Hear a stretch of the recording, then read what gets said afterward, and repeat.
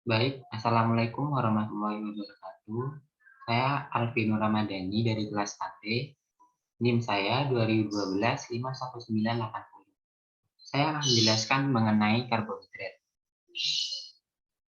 Pokok bahasan yang akan saya bahas yang pertama definisi karbohidrat, yang kedua klasifikasi karbohidrat, yang ketiga pengenalan reaksi atau uji karbohidrat, dan keempat daftar pustaka.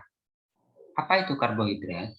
Karbohidrat ialah polihidroksialdehida atau polihidroksiketon, yaitu karbohidrat yang mengandung gugus aldehid termasuk golongan aldosa, yaitu aldehid plus osa, dan mengandung gugus keton disebut golongan ketosa atau keton plus osa. Penggolongan karbohidrat berdasarkan ukuran molekulnya ialah monosakarida, disakarida, dan polisakarida. Monosakarida, yaitu satuan karbohidrat yang paling sederhana dan tidak dapat terhidrolisis menjadi molekul yang lebih kecil. Beberapa contoh monosakarida ialah glukosa, fruktosa, dan galaktosa. Terus, apa sih sifat dari monosakarida? Monosakarida memiliki sifat larut dalam air, bersifat oktik aktif, terus merupakan gula pereduksi. Berdasarkan jenis gugus karbonilnya, monosakarida dibagi menjadi dua, yaitu aldosa dan ketosa. Yang bertanda merah ini ialah gugus aldehid, yaitu disebut dengan aldosa. Sedangkan yang biru ini ialah gugus keton atau yang disebut ketosa. Berdasarkan jumlah atom C-nya, triosa ada 4, yaitu triosa, tetrosa, pentosa, dan heksosa. Masing-masing contohnya gliseraldehid, eritrosa, ribosa, dan glukosa. Terus ada disakarida. Disakarida ialah suatu karbohidrat yang tersusun dari dua satuan monosakarida yang disatukan oleh suatu ikatan glikosidik dari karbon 1 dari satu satuan monosakarida ke satuan OH satuan monosakarida yang lain. Beberapa contoh disakarida yaitu maltosa, selobiosa, laktosa, sukrosa. Terus sifat-sifat disakarida itu apa saja sih? Yaitu disakarida, termasuk maltosa dan laktosa, ialah gula-gula pereduksi, sedangkan sukrosa ialah gula non-pereduksi. Yang kedua, bersifat oktik aktif dan larut dalam air kecuali laktosa.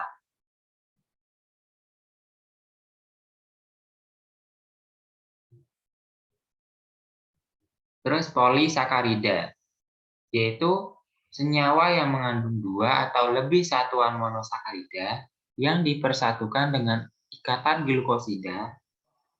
Hidrolisis lengkap akan mengubah polisakarida menjadi monosakarida.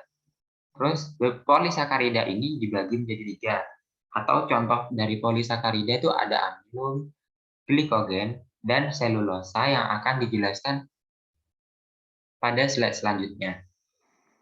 Terus sifat-sifat disakarida itu apa saja? Yang pertama, semua polisakarida sukar larut dalam air.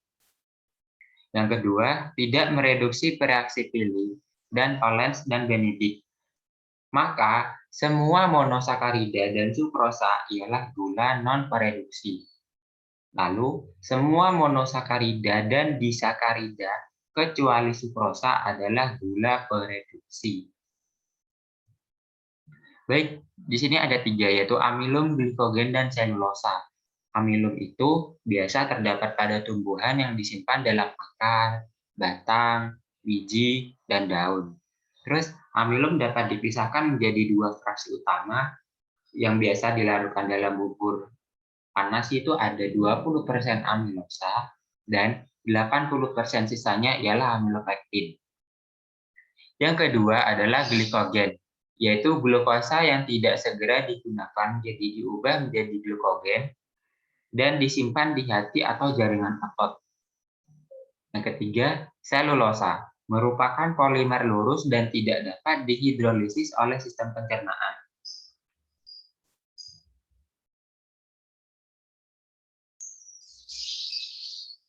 Selanjutnya ialah uji-uji yang dilakukan pada karbohidrat, yaitu yang pertama uji molis.